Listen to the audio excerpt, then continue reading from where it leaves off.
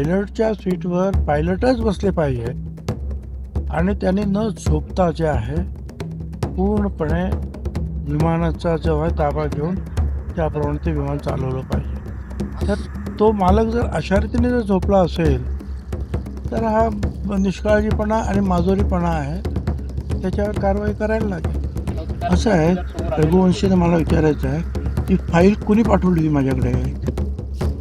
Police कमिशनरनेच पाठवली होती.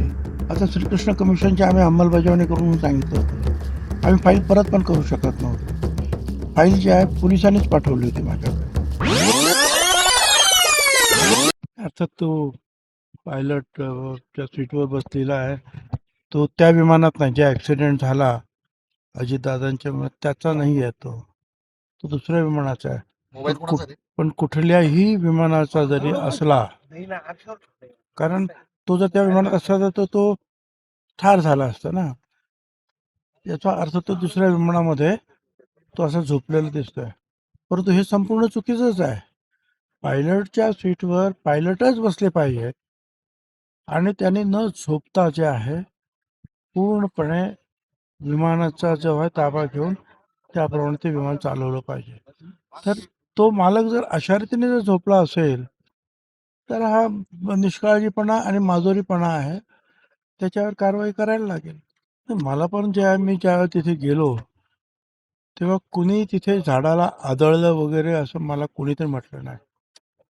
आणि तेवढंच नाही तर त्या विमानतळावर अजितदादांच्या स्वागतासाठी शेकडो लोक जमले होते, मीडियाचे लोक जमले होते.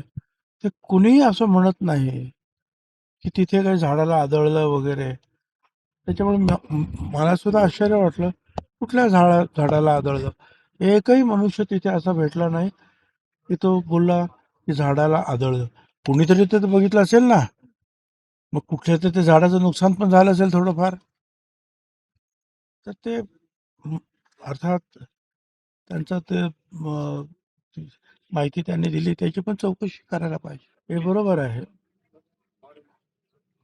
पहिल्यांदा त्याने लँड करण्याचा प्रयत्न केला, पण त्याला असं वाटलं हे बरोबर होत नाही म्हणून त्याने अबॉर्ट केलं, म्हणजे रद्द केलं. आणि परत दुसऱ्या याला तो परत गेला आणि दुसऱ्या याला फिरून जेव्हा तो आला आणि तो उतरायला लागला त्यावेळेला ते विमान पूर्णपणे असं कललेलं आहे. आणि मग त्यावेळेला ते कललेलं असल्यामुळे तेवढं खाली आणि वेगानं खाली येत होतं, कारण लँडिंग करत होतं ते. त्यामुळे कदाचित त्याला ते विमान सरळ करायला किंवा कंट्रोल करायला वेळ सुद्धा मिळाला नसेल. ते मी त्यातला काही तज्ज्ञ नाही, पण मला असं वाटतं ते समजा 10,000 फुटावर असतं आणि अशा वेळेला ते कल्लं वगैरे असतं तर काहीतरी त्याला करायला वाव होता. पण हे अगदीच शेवटच्या क्षणाला ते कळलं आणि त्यावेळेला तो लँडिंग करत होता जोरामध्ये. लँडिंग करत असताना थोडासा वेग जास्त असतो विमानाचा आणि त्याच्यामुळे त्याला ते कंट्रोलच झालं नाही. अर्थात ते सगळं जे आहे DGCAचे लोक जे आहे वगैरे वगैरे ते काय आणखीन काय सांगतात त्याची सुद्धा छानबीन तर होईलच. कोणी काय सांगतं झाडाला आदळलं आणि एकही माणूस जे आहे शेकडो हजारो लोकांमधला आतापर्यंत म्हणाला नाही की तो झाडावर आदळलं. त्यामुळे मला सुद्धा आश्चर्य वाटलं की कुठच्या झाडावर आदळलं. हे बघा, आता जर विमानतळ बंद असतील, जहाजं बंद असतील, माणसं आपले अडकून पडलेत ना तिकडे, विद्यार्थी अडकून पडले, त्यांना कसं काय आणायचं? कारण विमानतळ बंद आहे. बरं, तेलाचे भाव सुद्धा जे निश्चितपणे जे आता अडचणीत येणार आहेत. त्यामुळे ठीक आहे, कांद्याचा प्रश्न तर आपला आहेच, इतर सुद्धा प्रश्न आहे भाजीपाल्याचा. परंतु या परिस्थितीमध्ये सगळ्यांनी विचार करायला पाहिजे की हे नुकसान जे आहे केवळ एका घटकाचं होत नाहीये, अनेक घटकांचं होत आहे. आता त्याच्यातून सरकार काय मार्ग काढत आहे. परंतु मला हे माहिती आहे की गल्फमध्ये आपला बराचसा भाजीपाला, माल, कांदे, बटाटे, मसाले वगैरे वगैरे सगळे जात असतात आणि हे सगळंच बंद असल्यामुळे साहजिकच या सगळ्या गोष्टींना फटका बसणार हे निश्चित आहे. तर बघू आता मुंबईला गेल्यानंतर CM साहेब पण काय म्हणतात, तरी काय ठरलं. ते पत्र मी सुद्धा दिले, यांना अनुदान द्यावं मुख्यमंत्र्यांकडे. मुख्यमंत्री म्हणाले की बघू, मी मीटिंग घेतो म्हणून. परंतु प्राप्त परिस्थितीमध्ये काय काय होत आहे ते बघावं लागेल. राज्यसभेचा आम्ही आमचा एक उमेदवार निवडून येऊ शकतो, ते नाव आम्ही जाहीर केलेलं आहे, पार्थ पवार यांचं. तर आमच्याकडून तर काही प्रॉब्लेम नाही.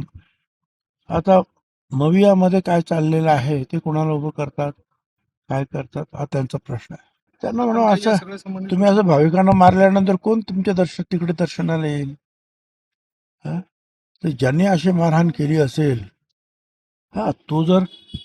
तो भाविक जर चुकीचं काहीतरी वागलं असेल तर त्याला पकडून पोलिसांच्या ताब्यात द्यायला पाहिजे. पण मारहाण करत जर आपण बसलो तर त्याला जास्त कुप्रसिद्धी मिळते आणि त्यामुळे नाव खराब होतं आपलं. असं आहे, रघुवंशीने मला विचारायचं आहे, ती फाईल कोणी पाठवली होती माझ्याकडे? पोलीस कमिशनरनेच पाठवली होती. आता श्रीकृष्ण कमिशनची आम्ही अंमलबजावणी करून सांगितलं होतं. आम्ही फाईल परत पण करू शकत नव्हतो. फाईल जी आहे पोलिसांनीच पाठवली होती माझ्याकडे.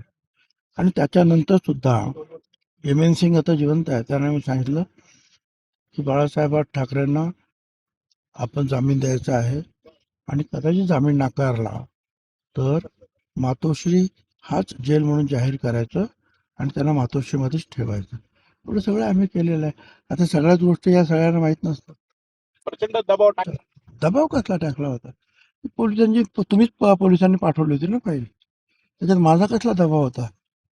आणि अनेक फायली जे आहेत तुम्ही ते बरोबर शिवसेना बीजेपीचं राज्य असताना रद्द झाल्या होत्या.